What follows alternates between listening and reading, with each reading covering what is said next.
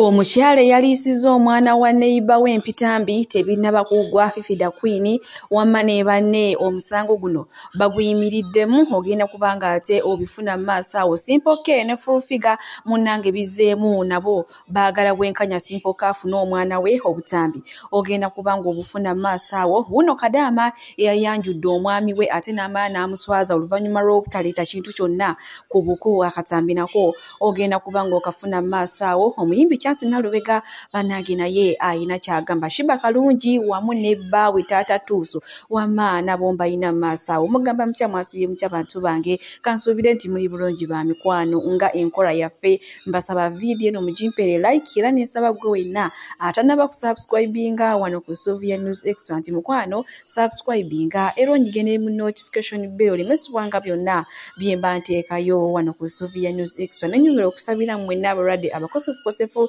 Tisabe isa cha mukama ate kibatuukeko ba mikwano Sheikh Ashraf omusomi w'edduwa onono ng'akola ku nsonga z'amaka oyagala kufuna butuuze bweru business zote zitambula bulungi mukubireko ku namba y'essimu erya wate wamma akulombera edduwa togenda kuddamu kwejjusa munnange okutambula kulaba okudda kunyumya oba kyolabye omwo kikusama wuuno munnange muno mwentambula nga sigwa Kadaama Kadaama we Saudi bw'atyo munnange yagenda n'akola sente ndowooza ng'alina ebirubirwabwe munnange gye yasangira mwana mulenzi ku online ng'agwa naye mulaafu mwana mulenzi ono ng'amulimba ensi n'eggulu nga emutegera wamma abasajja we balimba munnaye ye Kadaama olwakumiwa Uganda ng'addira sente eyo yonna gye yakola e Saudi Arabia ng'agikolamu emikolo kyokka kulasi ky'omwami yazze ku mukolo yazze yenayina nga bamusitudde ng'agambye mbu munnange abadde ajja n'afuna accident nga yadde omuti gwa sabbuuni yadde akabiriiti ak'ebitaano nga takaleese naye munnange famire eno ensanyudde munnange omuwala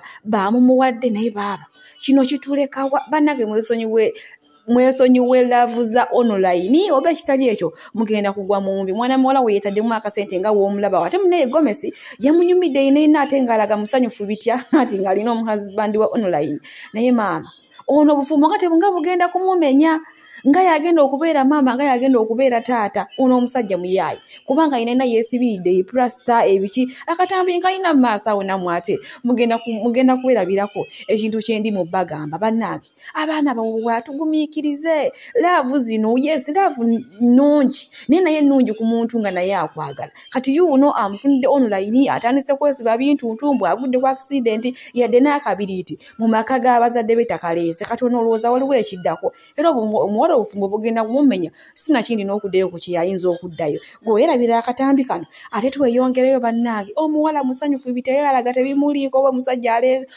talina kyaleese oba alimba oba simulema oba agudde kugulu kumenyese yalaga agenda n'omuhazibandi we bannange bwana bawala ennaku zino emitima nga gyakaluba nnyo katulaba akatambi ate tweyongereyo bamikwano wamma n'agaleero Bakadaama bannaye kano kammwe mulekerawo kugenda ne mukola ssente ne mudda ne muwasa abasajja bannaye kambabuulira omuwala ono kyaguddeko olwaleero yakutte ssente zeyajja ku kyeyo n'agenda n'akola omukolo n'ateekawo tenti ayanjule omusajja azze ku mukolo nga taleese yadde n'ekintu n'ekimu nga yeesibye ebipulasita mbu agudde kabenje tazze na wakika kye yadde bannaye okuswala kubadde ku mukolo awo nga bamusitudde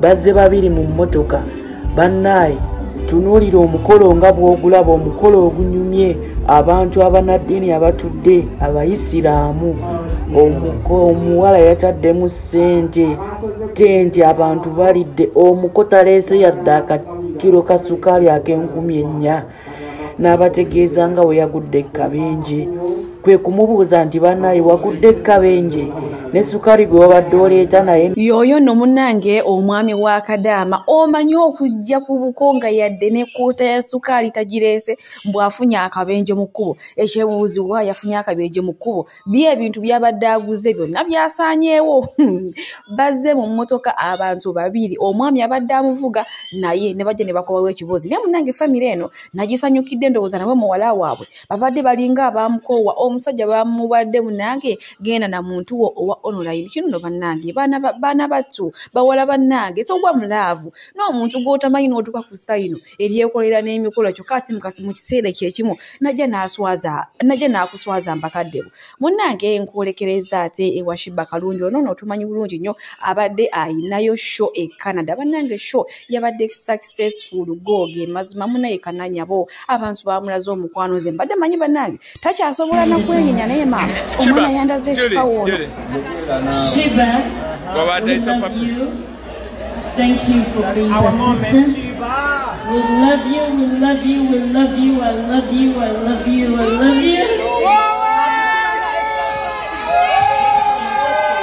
bwe batyo munnanga ate abantu b'e Canada Shiba Kalungi wamma bamulagidde ddala omukwano munnange bulijjo tubadde twebuuza kasuku ddala ffenna otusooka otya okufuna amawulire ga Shiba Kalungi nti ali lubuto so kumbe eyafunisa Shiba Kalungi olubuto munywanyi oba mukwano gwani gwa kasuku oyo omwami gw'olaba omweru oba munyarwanda oba munyankole wamma kugamba yina alabika bulungi wamma eri atata tuusu ddyo alisaanira ddala munaye kasuku tali mu Uganda yagenza ati okulya kuzize ezimutawanya munnange kiba kibi nga weekiri Bruno Betty omukozi wa Bukedde TV yagenda n'afuna omukyala Teddy ne mama omukyala gwe yafuna nga walakijali Bruno Betty nga tamusobola wamma nga wino omuwala Teddy nga yayinayo kigayi kye kiryawo ki 6 pack munnange nga yekyankula nga anoba ffenna wano omugamu nitugusala Bruno ke omukazi anobye biki kumbe byali byaddala weewaawo Bruno Betty yavangayo mu kamera n'abyewakana ne munnange ate mulowooza teyamukubyeko ekibaati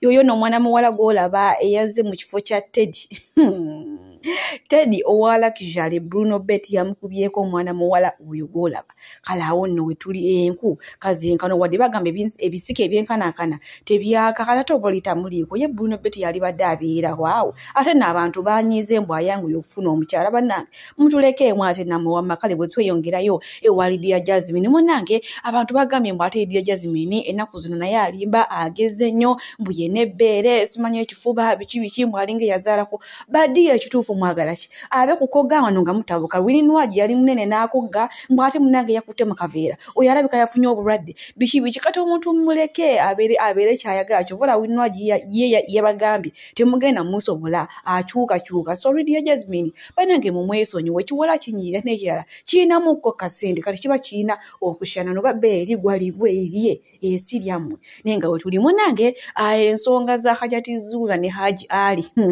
oluvannyuma lwa Fifiga okubiyimiriramu ennyo gamba abula kimu kufuuka looya munnange ate mulowooza abantu tebatandise okujja ensonga za Bruno ke jjukira mabegakaawo waliwo akavidiyo akayitinga na Fifiga ng'atiisatiisa Bruno ke ng'amugamba era gwekoddamu okwogera ku linnya lyange simanya ngenda kukola biki munnange simpoke n'akola ki simpoke n'atya naye munnange essaawa zonna yalifuna obwenkanya munnange omwana we Fifiga yali mumuwa kubanga twebuuza empapula za DNA zaabulirawa buli lwofuma President Museveni also olina n'okufuma mukyala we bwe wajja eno mu NRM buli lwofuma Bobi Wine the leader of Nubi Party era olina okufuma ne Babi mukyala we obwongo bwo tebukuganya nnyo kugejinga n'ogamba nti bwemba nnumba omuntu gundi their family still their family Madam Kambuzeeko ekibuuzo katono nnyo katonansa katono nnyo kiteezi namba ekutudde mu kamwa mukyala Fifiga you have a lot of filth in your mouth tofaayo oba olumbye mwana oba olumbye kikyoba olaba nti n'omwana the subject matter of this case Nisha wayina okumuwemula ngamba oyo tetulaba ng'omukulu alabika akola na kino omuliri alabika akola na kiri because you know that's who you are you don't have a family so you don't value families but walinga olumba Catherine Kusasira olina okufuma omwami w'Esseduka a very quiet man buli bw'olumba Justin Namere olina okulaba nti ovuma omwami we mwami Nsubuga but guess what Mwami Nsubuga is a young man who is married to a lawyer, a senior presidential advisor, the youngest in the country. Senior presidential advisor, the youngest senior presidential advisor. He is married to the youngest TV owner. Bujingo sente zasasula ku UCC as a license holder for TV. Justin Namere Nsubuga naye zasasula annual license fees zasasula nga broadcaster. Justin Namere Subugana naye zasasula. You're in the league of the people I employ. Naye omumwago n'obwongo bwo combined tebisobola kukutuma kwepimira. You are lost. You are diabolical. Oli muntu ali extremely evil. Families don't make any sense to you. Chobola banti bw'ovuma omuntu immediately oyina okubuukira family ye because you don't have one. When the sun goes down, ng'abantu tugenze mu bikuba by'abaami baffe. When the sun goes down, when we are home hugging our children, nga tetukyali mu byabitiibwa mu bya convoys mu bya ki mu mirimu gye tukola abakola maduuka abakola mu ki nga now we are just with our families. Guess what, full figure? You have nothing to put. That's why you don't value families. That's why osiba abantu n'osiba ne bamaama baabwe.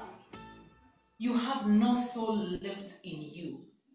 Hamis Chigundu ayagala nnyo okumuyisa mu kamwako, but guess what? Hamis tasobola kwogera ku linnya lye. Kubanga ali muswaza, you are filth. Abantu bawesibako mama Fena wamwesibako mbu akututte Dubai.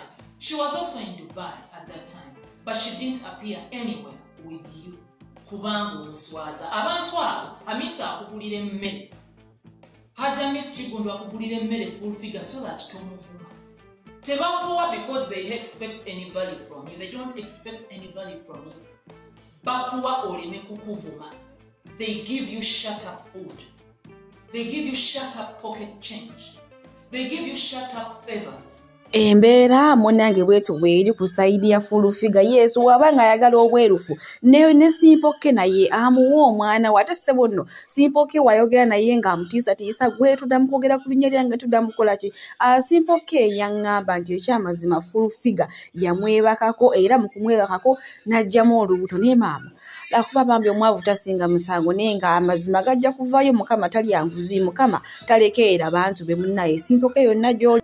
Abalungi abatuuliriza era abatulaba olunaku olwaleero tukyaddeko ewa Sheikh Ashraf Dembe. Sebo nsanyusa okubalaba. Amannya agange ye Sheikh Ashraf Dembe akola ku bizibu by'enjawulo. Omuntu singa aba alina ebirwadde musomereddwa tunywa amazzi ga lukuya nga bw'obadde ogalaba tugenda abantu ku kyoto ne twokya emizimu emibi egibabaamu n'okulomba edduwa. Abantu singa abeera ng'ali wano atuuse sobola okumulombera edduwa ne waba atatuuse nga mpadde amannya ge naye ng'ali wala neetaase. Enamba yange yeno eri 0707363711. Namwe bannyinaffe abali ebweru oyagala okuba nti oyagala okulombera ku dduwa ng'olina ebizibu viza zibuze amaka gakolongotana sente zikola zimpita mu ngalo ojja kumpeereza ekifaananyi kyo n'amanyago ebyo byokka bijja kummala nja kukulombera edduwa ojja kutereera. Olunaku olusembayo mu mwezi mba n'edduwa eyawamu ffenna n'abalwadde bange abakadde n'abapya. Salaamu alaikum warahmatullahi wabarakatuh.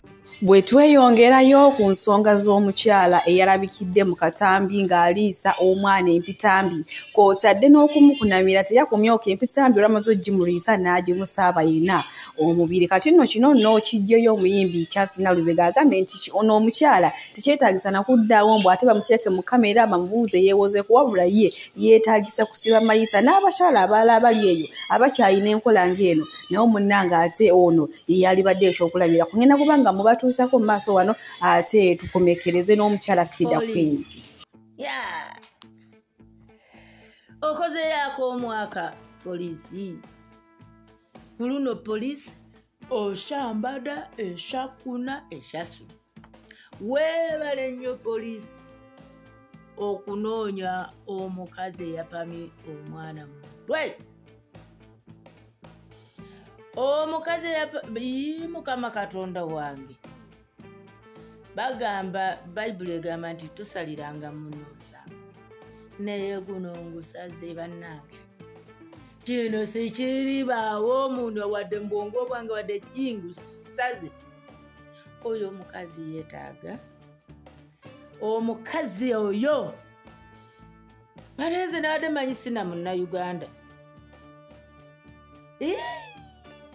yodira omwana wa muno n'omwana ne bw'ataba wa muno omwana yenna n'okola ekintu ng'ekyo omukazi munnange kino kyayise. Oyo omukazi poliisi yeetaaga asibwe mayisa teri kuvaayo aberenga bw'atyo munnange omuyimbi Chance Nalubega ye asaba poliisi munnange oyo omukyala emukwatise maanyi era emusibe mayisa mu kiseera kyekimu Fifidaqueen mukyala Nsubuga bannange ate ye obusungu bungi nnyo tasaalikako omusale bannange okusinziira omukyala ono ekikolwa kye yakoze omwana atayogera omwana kugamba sigamba nti oba alayina ekintu kyonna kye yali amukoze kugamba ali awo beautiful angel naye omukazi mazima n'omwana amusitamira n'amukuba ebisira ne kati Fifidaqueen muyina maaso wano bambi ng'ate naye mukazi watte obusungu awulira bw'amaanyi nnyo ngenda kubanga mubalekirako ze munzikirize baswiti ati mbasibulire wano omukama abampeera kyonna kimusinga okwagala mugamba mutya Fifidaqueen mukyala Nsubuga wano kaakati mulanga gwange gusooka kugenda eri Uganda Police ne gugenda eri Paalamenti y'eggwanga ne gugenda eri akakiiko akalamuzi mulaba obuzibu obuva mu butawa bibonerezo bikakali abantu bangi bazze bakwatibwa abantu bangi bazze basibibwa mu nsonga z'okubonyaabonya abaana. We've seen maids nga bakuba abaana ne babatwala ne baparadinga before court ne babasindika eruzira ne beebaka. Naye mumanyi lwaki ebikolwa tebikendeera?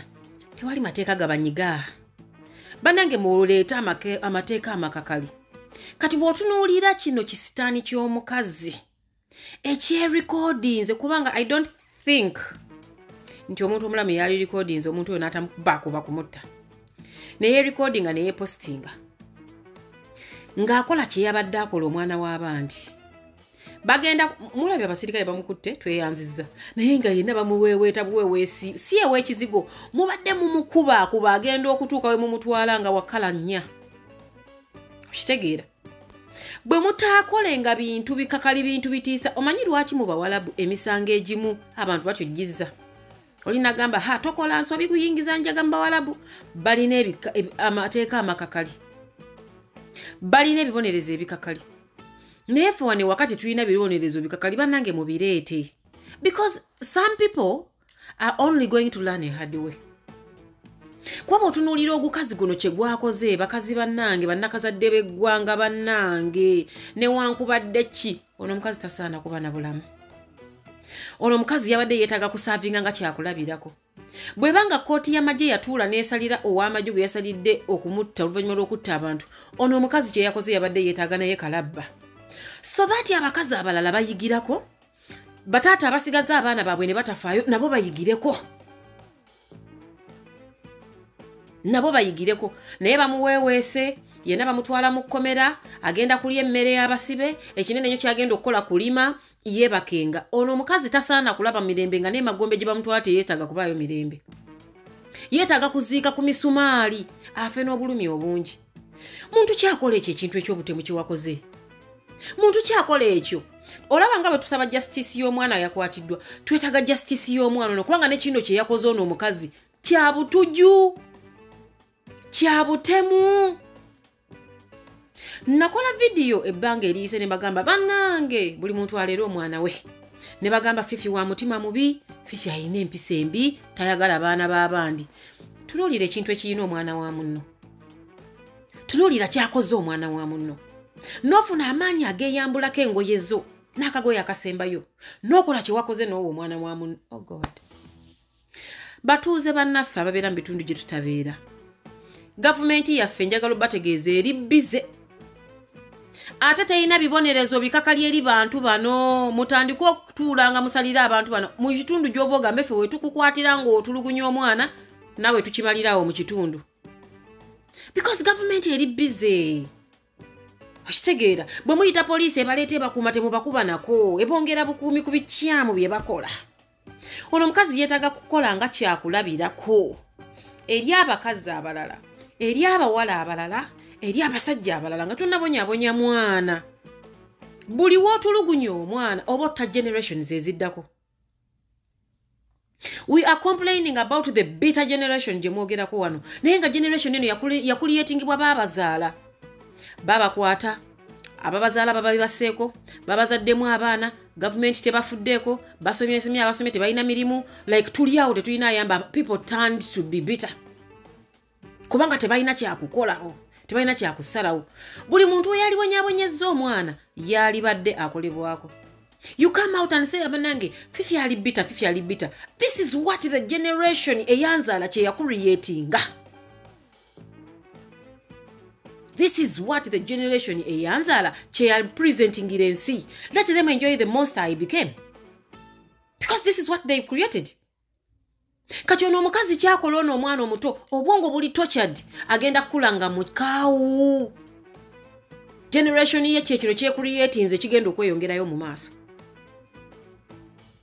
Government y'eggwanga lyaffe bwetaaveeyo kuleeta bibonerezo bikakali bannange nga bikakali.